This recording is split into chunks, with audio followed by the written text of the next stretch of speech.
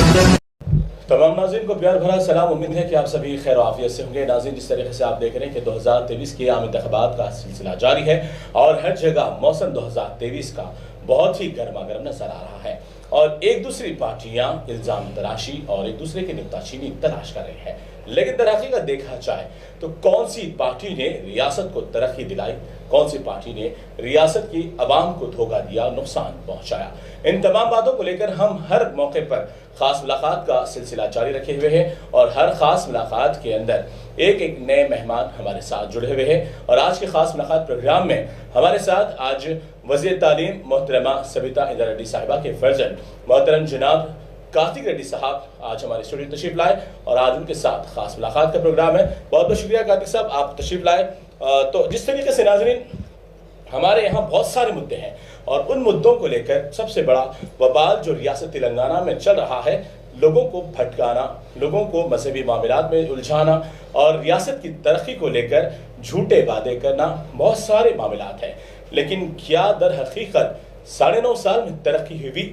क्या मुसलमानों को फ़ायदा हुआ?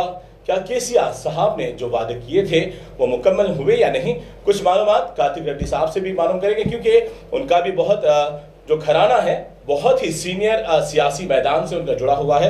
तो कार्तिक रेड्डी साहब से पहला सवाल है कि आपका जो घराना है, आपके जो वालिद साहब इंदिरा रेड्डी साहब है, मोहतरमा सबिता इंदिरा रेड्डी साहिबा वालिदा आपकी जो है बहुत ही सीनियर है, तो क्या अब तक उन्होंने जो गुज़िश्ता की हुकूमत में काम किया और इस बार केसीआर साहब के साथ काम कर रहे हैं, मुसलमानों को लेकर केसीआर साहब का नज़रिया क्या है?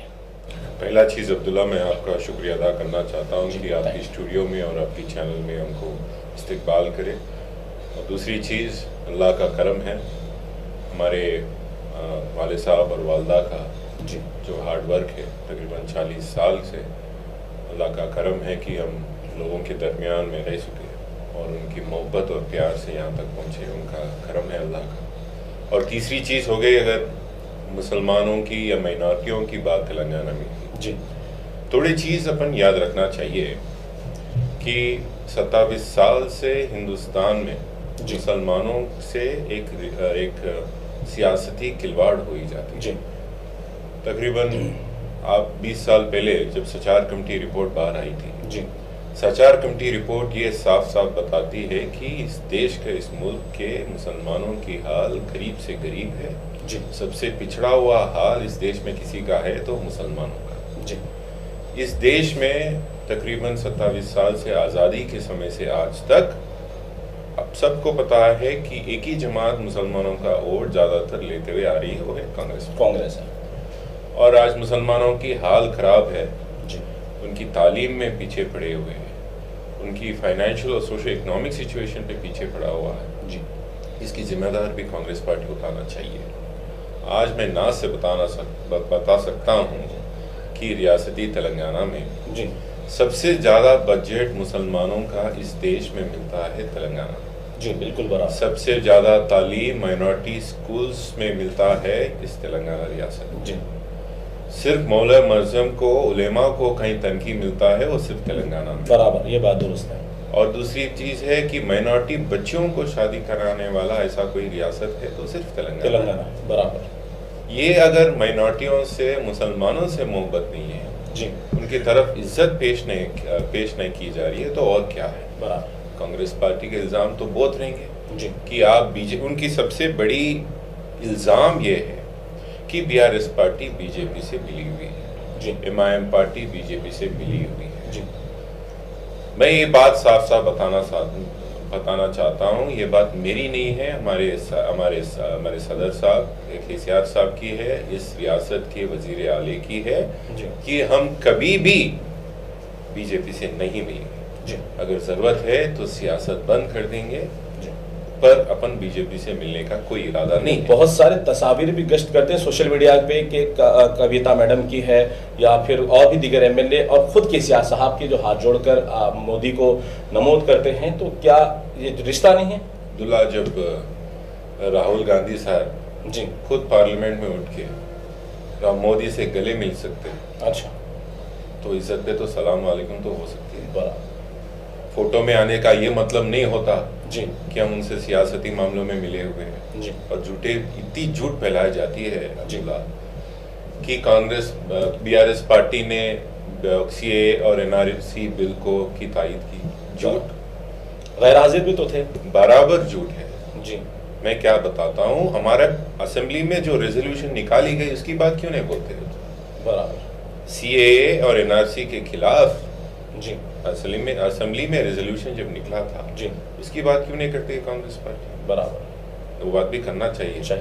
बीजेपी से, मोदी से हमारा कुछ ताल्लुक नहीं है। हाँ, अगर कोई भी पार्टी फिरकापरस्त जमातों से कोई ताल्लुक रखती है तो वो कांग्रेस पार्टी।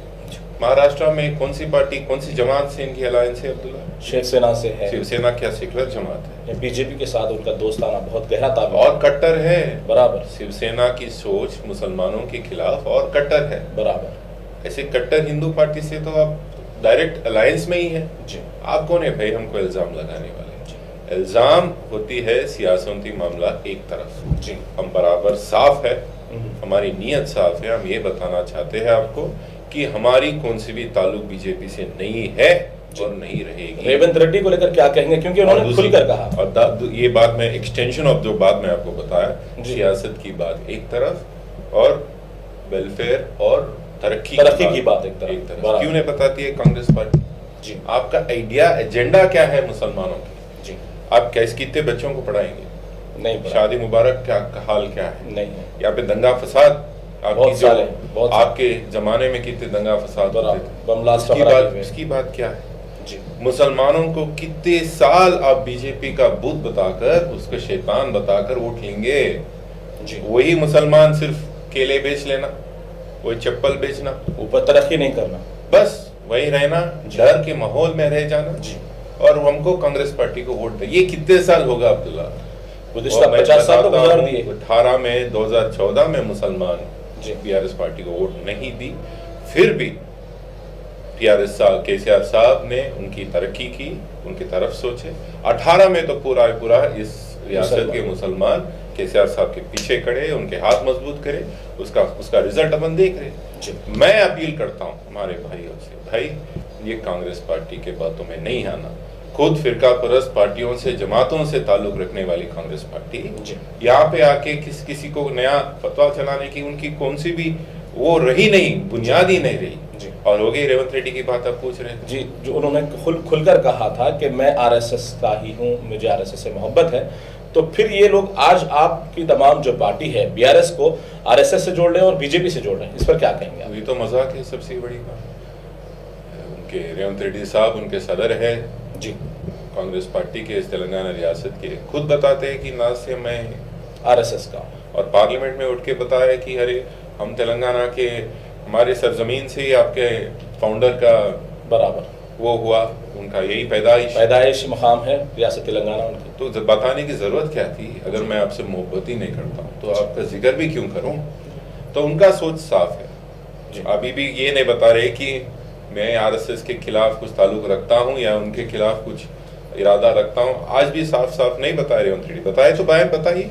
जी बराबर। लेकिन आप कार्तिक साहब ये कहना चाहते हैं कि जो 50 साल में कांग्रेस ने नहीं की वो 9.5 साल में बीआरएस ने करके दिखाया। देखिए भाई, मैं ये नहीं बता रहा हूँ कि पूरा ये एक जन्नत हो गया, नहीं हो, बहुत सारे काम है। मैं ये नहीं बता रहा हूँ कि जन्नत हुआ, पर मैं पक्का बता सकता हूँ कि कांग्रेस पार्टी के हुकूमत से तो केसीआर साहब की हुकूमत ज्यादा करी, बेहतर है। हाँ, ये तो मानेंगे, सब मानेंगे, क्योंकि आसरा पेंशन है, बहुत सारे स्कीमात है, शादी मुबारक, इमाम मौज़न, स्कॉलरशिप्स वगैरह है, तो बहुत अच्छी। लेकिन मुसलमानों को लेकर हर हुकूमत टारगेट करती है कि मुसलमान कमजोर कहती है, लेकिन बीआरएस की नज़र में मुसलमान क्या कहती है, क्या है उनका हक और उनकी कितनी उनकी ताकत है? आप देखिए, हमारी पार्टी में, हमारी जमात में जी, हमारे होम मिनिस्टर कौन है? मुसलमान है। हर मीटिंग में सीएम साहब तो इमामी शरीफ तो पहन के निकलते, इमाम ज़मीन बराबर मानते हैं जी। कभी भी हुआ कोई अगर सिंबॉलिक रिप्रेजेंटेशन के लिए मोहम्मद अली साहब तो बगल में बैठते, बाजू रहते। हर उनकी जलसे में उर्दू में तो 2 मिनट बोलते हैं, हमारे बराबर बोलते हैं। वो हमारी इज्जत है, वो हमारी मोहब्बत है। दिस इज रिप्रेजेंटेटिव पॉलिटिक्स जो एक मिसाइल के दौर से उन्हें पेश करना चाहते हैं कि मुसलमान are part of this government. उससे ज्यादा तो क्या होगा अब्दुल्ला? कांग्रेस पार्टी कर सकती क्या? मैं चैलेंज करता हूँ, क्या आप होम मिनिस्टर बनाएंगे एक मुसलमान को? अभी तक तो खुद उनके हम सीएम का बनाएंगे। चेहरा नहीं है सामने। आप होम मिनिस्टर, ठीक है, आप बताएंगे हम सीएम बन जा रहे, अगर बने तो भी आप होम मिनिस्टर बनाएंगे। मैं बात बताता हूँ, ये लोग आज रिप्रेजेंटेटिव पॉलिटिक्स के बारे में बात करते हैं कांग्रेस के। 2009 से 14 जब राजशेखर साहब गुजर गए थे जी, कौन था एक मुसलमान कैबिनेट में, नाम बताइए। नहीं। आप कैसे, आपकी क्या इज्जत बची मुसलमान? सिर्फ कांग्रेस पार्टी वोट चाहिए मुसलमानों का, उनका तरक्की नहीं। जी नहीं, ये बात साफ पता है, हमारे भाइयों को पता है ये बात जी कि तेलंगाना रियासत के मुसलमानों के बात साफ पता है, सिर्फ ये लोग हमारा वोट चाहिए। अच्छा। पर गुमराह होने करने की कोशिश हो जा रही है, थोड़ी हमारे मीडिया में भी है और थोड़ी सियासती लोग भी है। क्यों नहीं बताते? मेरे साफ एक उनसे जवाब चाहिए कि राहुल गांधी जी जब आए थे 6 गारंटियों में क्यों नहीं होती मुसलमानों की गारंटी? बराबर बात है, एक भी बात नहीं मुसलमानों के लेकर, और आज तक भी कुछ भी खुलासा कहीं पर भी नहीं है। हालांकि बड़े बड़े पैदल यात्रा हुई, शोभा यात्रा हुई, मोहब्बत की दुकान की, बाजार की बात कर रहे थे, लेकिन मुसलमान की कहीं पर बात। चलिए कर्नाटका लेकर जाता हूँ आपको।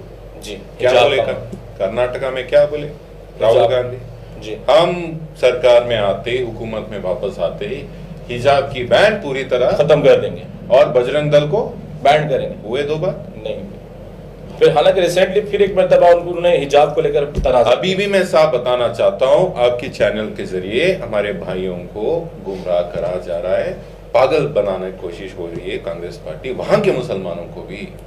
अभी तक एक साफ गवर्नमेंट जियो नहीं निकला उनकी सरकार में, उनकी हुकूमत में, बोलते हुए कि हम हिजाब बैन कंप्लीटली खत्म नहीं करेंगे। अभी तक नहीं निकला। और क्यों नहीं हुई बैन बजरंग दल? क्योंकि उनका तो ऑलरेडी अलायंस महाराष्ट्र की सरकार से है, बीजेपी सरकार से है, आरएसएस से। इनका कुछ भी मोहब्बत नहीं है मुसलमानों के खिलाफ, उनकी कुछ भी इज्जत नहीं बची, सिर्फ वोट चाहिए। मुसलमानों का वोट चाहिए था कर्नाटका में, अब बजरंग दल की बैन बोल दी, खत्म। अभी तेलंगाना यहाँ पे भी वही होगा। मैं हमारे भाइयों से गुजारिश करता हूँ, ये झूठे बातों में, ये ढोकलेपन बातों में मत आइए। केसीआर साहब सेक्युलर जो उनकी हुकूमत चली है 9 साल में, 10 साल में, वो शांति और अमन का जो भी एटमॉस्फेयर है, बरकरार है, उसको खराब मत करिए। कांग्रेस पार्टी पे भरोसा मत करिए। तो जिस तरीके से आपने बताया कि अभी जन्नत नहीं बनी और शायद इसको टाइम लगेगा, तो माइनॉरिटीज को लेकर अभी जो मजीद स्कीमात आने वाले हैं उस पर आप क्या कहेंगे? यानी अभी मुसलमानों को भरोसा फिर एक बार करना चाहिए। मैं बताना चाहता हूँ कि पहला रियासत है, अपन नाज से बोलना चाहिए कि हमारा रियासत पहला ऐसा रियासत है जहाँ यहाँ के उलेमा और मस्जिद मौलाना को तनकी मिलती है, हदिया वगैरह दिया जाता है, सब कुछ यहाँ पे मिलती है। और हमारे ईद के टाइम पे भी यहाँ पे तोहफे आते हैं, सिर्फ हमारा रियासत बराबर इफ्तार का भी इंतजाम होता है। कौन सा भी रियासत नहीं है यहाँ पे। सीएम साहब ने साफ साफ बताया कि हमारे मौले को और मस्जिद के मौजम को तनके की थोड़ी इंक्रीज भी इजाफा होना चाहिए, और इजाफा करने का ऐलान भी हो गया, जियो भी हो गया, उसका भी होगा। और जो जहाँ भी अगर किड्स कम हो रहा है, क्या अपना इफ्तार ईद के टाइम पे जो भी क्या बोलते हो, ईद के गिफ्ट हो रहा है, इफ्तार वगैरह पार्टी, तो उसका भी बढ़ाई जाएगी। तो सीएम साहब उसका भी साफ साफ खुलासा किया, हमारे मैनिफेस्टो में भी है वो बात। जिस तरह से नाज़रीन हमारे कार्तिक रेड्डी साहब बता रहे थे, रियासत तेलंगाना में तरक्की अभी मजीद बाकी है, और इस तरक्की को लेने के लिए और मजीद बढ़ाने के लिए एक और मरतबा बीआरएस को बरसर इख्तिदार लाने की जरूरत है। चलिए एक मुख्तसर से सवाल आपके इलाके, अपने कॉन्स्टिट्यूंसी को लेकर करते हैं, क्योंकि आपकी वालिदा का ताल्लुक जलपल्ली से है और जलपल्ली इलाके महेश्वरम से उन्होंने बड़े पैमाने पे जीत हासिल की। तो वहां पर आपकी वालिदा ने अपने कितने तरक्याती काम किए हैं, वहां की आवाम का क्या रद्द-ए-अमल है? मैं आपको बहुत खुशी से एक बात बताना चाहता हूँ। 2009 में पहली वक्त मेरे पे जब हमारे अम्मा वालदा यहाँ पे कंटेस्ट करे थे, ये अपने हल्के महेश्वरम में, वहाँ पे जब महेश्वरम हल्के में जलपल्ली भी एक इलाका है जी। मैं जब पहली वक्त वहाँ पे कैंपेनिंग निकलता था जी, वोट पूछने, घरों पे पहुँचने की कोशिश करता था, गाड़ी नहीं जाती थी। अच्छा, रास्ते से ही हम थोड़ी दूर बाइक में जाना पड़ता था और उसके बाद पैदल निकलना पड़ता जी। गरीब लोग यहाँ की एरिया, जलपल्ली की एरिया में कम रेटों पे लैंड मिलने से, जब बिना कुछ सहूलत के, बिना रोड के, ड्रेनेज के, या वहाँ पे कोई से भी सहूलत के बिना वो लोग वहाँ पे प्लॉटा खरीदे और घर बना लिए। वो उनकी मजबूरी थी, उनकी गलती नहीं है, वो मजबूरी है। अब ऐसा कौन सा भी एरिया वहाँ पे जलपल्ली में बचा नहीं जी। जो कार नहीं जा सकती जी। वही सर्टिफिकेट हमारा तरक्की का है। 5 साल पहले इस एरिया में पानी का बहुत बड़ा प्रॉब्लम था। इतनी बड़ी मसाइल थी पानी की, मैं कहीं पे भी जाता था सिर्फ पानी पिलाओ ये बात चलती जी। मैं आपको बताना चाहता हूँ कौन सी भी घर नहीं बचा हुआ है जलपल्ली में जहाँ मीठा पानी नहीं मिलता जी। यानी वो हमारी सर्टिफिकेट है, तरक्की हुई, वो हमारी सर्टिफिकेट है। पूरे अंधेरे में रहता था पूरा बस्ती, पूरा लाइटों से अभी भरे हुआ है, वो हमारा सर्टिफिकेट है काम करने की। स्पेशल ग्रांट से तकरीबन 200 करोड़ से ज्यादा पैसे लेकर आकर सिर्फ माइनॉरिटी एरिया में डेवलप करने वाली एक ही ऐसे एक विधायक है, ऐसी एमएलए इस स्टेट में है, वो हमारे वालदा। जिस तरीके से हजारों लोग नहीं बल्कि मैं समझता हूं कि उस्मान नगर का जो मामला है सारी दुनिया में फैला था, क्योंकि एक मसरूफ तरीन इलाकों के दरमियान एक इलाका डूबा हुआ है और कई लोग उसके अंदर मुतासिर हुए। तो वो भी आपके वालिदा के कॉन्स्टिट्यूंसी में आता है और वालिदा ने आपने कई मरतबा उसका दौरा भी किया, लेकिन उस्मान नगर को लेकर आज भी लोग तजस्सुस का शिकार है। उस पर क्या खुलासा करेंगे आप? Abdullah, I feel bad. मैं वहाँ पे जो भी घर है उनके, मैं उनका बहुत दुआ करता हूँ भगवान से कि उनको हर तरीके से कुछ ना कुछ रेजोल्यूशन मिले। पर आप समझना चाहिए कि जो भी घर उस्मान नगर में बने हुए थे वो पूरे एक तालाब में बने हुए थे। वो जमाना में जब पानी नहीं था बेचारे उनको कोई धोखा दे दिए, धोखा बेच दिया, उन्होंने घरा बना दिया, सूखा तालाब बेच दिए। जब पानी आ गया तो पानी तो रुकता नहीं, बराबर अल्लाह के हाथ में, अपने हाथ में पानी बराबर। तो जब तालाब में घर बना गए, एफटीएल में घर बनेगे तो पानी तो आ ही गया। अभी बारिश का तो 8-9 साल से तो पानी तो बारिश ज्यादा ही हो रही है, बराबर। तो उस ताल्लुक से मैं बताना चाहता हूँ कि उस जो भी वहाँ के घर डूबे हुए हैं उनके लिए साफ एक प्रोग्राम बनाया गया कि उनको पट्टे कहीं और देंगे। अभी वादा नहीं, उनको भी पता है, उनका भी लिस्ट भी लिए हैं हम जी। उनका सर्वे करे, हमारे लोकल काउंसलर, हमारे वहाँ के चेयरमैन, हमारे एमआरओ लिस्ट बनाए गए कि कौन कौन का घर वहाँ पे डूबा हुआ है, किसको वहाँ पे, उनको आप लोग देंगे, बराबर देंगे। इंतखाबात के मुकम्मल होने के बाद शुरू हो गया काम और काम को पक्का करके देंगे। घबराने की जरूरत नहीं, उस्मान नगर की उनकी घबराने की जरूरत नहीं है। मैं बयान ही कर रहा हूँ, आपके सामने बयान कर रहा हूँ, जो भी उनका घर वहां डूबा हुआ है उनको प्लॉट मिलेगा। चलिए, बड़ी बात है नाज़रीन, क्योंकि उस्मान नगर को लेकर कई कमेंट्स हैं और हजारों लोग मुंतजिर हैं कि आखिरकार सबिता रेड्डी क्या कर रहे हैं कि उस्मान नगर में हजारों लोग मुतासिर हैं। लेकिन आज एक बड़ा खुलासा कार्तिक रेड्डी ने किया है कि बिल्कुल वहां पर डूबे हुए मकानात वालों को पट्टे के जरिए जमीन अलाट किया जाएगा। हो सकता है जो स्कीम हुकूमत की जानिब से 3 लाख रुपए घर बनाने की है वो भी इसमें जरूर मदद हासिल होगी। चलिए, एक आखिरी सवाल एक इल्जाम के जो हिसाब से आता है, चाहते तो आप लोग उस्मान नगर के हालात को तभी तब्दील कर सकते थे, इतना लंबा अरसा नहीं गुजरता, आप लोग वहां का जो पानी जो रुका हुआ था वो छोड़ सकते थे, लेकिन आपके कुछ दोस्त अहबाब के जमीनात खराब होने की वजह से आप वो डर से नहीं छोड़े। गलत बात है। एफटीएल के बाउंड्रीज रहेंगे जी। एफटीएल के बाउंड्रीज से अगर पानी ज्यादा हो गया जी तो कोई भी पानी छोड़ना पड़ता जी, कोई भी रोक नहीं सकते जी। इरिगेशन डिपार्टमेंट में आप पता करिए जी, कोई भी नीचे दोस्त कौन है क्या नहीं है मुझे नहीं पता इस बातों की जी। पर पानी कब छोड़ी जाती है कौन से भी तालाब में, जब एफटीएल का लिमिट से ज्यादा पानी जब आती है, जब ही छोड़ी जाती है नीचे, कम मकदार वाले को नहीं छोड़ा जाता भाई। ये गलत इल्जाम है और इल्जाम तो लगाएंगे लोग, बराबर। तो चलिए, बहुत सारे सवालात एक दूसरे को चलते रहेंगे, लेकिन कार्तिक रेड्डी साहब से मैं गुजारिश करूंगा जिस तरीके से आप एक बेटे होने के नाते अपनी वालिदा की कॉन्स्टिट्यूंसी में जो दिन रात मेहनत कर रहे हैं, तो जलपल्ली और महेश्वरम की आवाम से आप क्या आखिरी में अपील करना चाहेंगे? आप पूरे 3 कैंडिडेटों को परख किए जी। बीजेपी से तो कौन है, कैसे सोच रखते हैं वो मुसलमानों के खिलाफ, बराबर, वो तो खुलेआम है, जाहिर सी नहीं, वो भी कैंडिडेट भी कैसे सोच रखते हैं उनके बारे में पता करिए।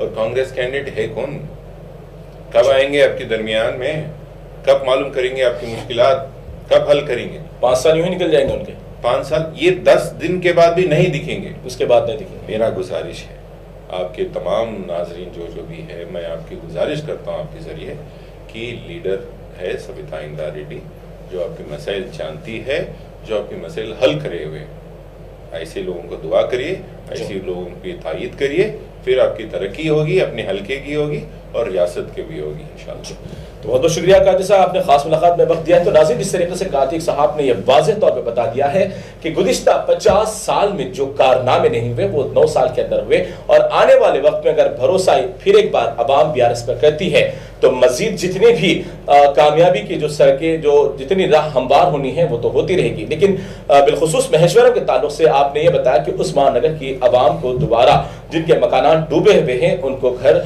या जमीन उनको फिर मुख्तस किया जाएगा, उनकी घबराने की जरूरत नहीं है। और भी अहम बात ये बताइए और जरूरी बात समझता ही मैं भी हूं कि जो लोग जहां पर रहते हैं, जहां बसते हैं, जिस तरीके से सविता मैडम की बात है तो वो तमाम लोगों को जानती है, वहां के हालात को जानती है। अगर फिर नया आदमी आएगा तो आपके नए मसाइल से वाकिफ होने तक फिर आने वाले फिर अगले 2027-28 के इंतखाबात भी सामने आ जाएंगे, लेकिन फिर आपकी सड़कें वहीं पर पड़ी रहेगी, वही अंधेरा रहेगा, फिर वही नुकसान में आप रहेंगे। तो कार्तिक रेड्डी साहब ने गुजारिश की है कि आप अपने कैडेट को समझे, अगर आप तरक्की की राह चाहते हैं तो सही अपने इंतखाबात का वोट का इस्तेमाल करें। चलिए, बहुत बहुत शुक्रिया नाज़रीन, हमारे साथ खास मुलाकात में जुड़े रहने का। फिर होगी अगले नए मेहमान के साथ मुलाकात और फिर BRS की या फिर कांग्रेस की कामियां और नाकामियों को लेकर उठाएंगे सवाल। बहुत बहुत शुक्रिया, फिर होगी अगली मुलाकात एक नए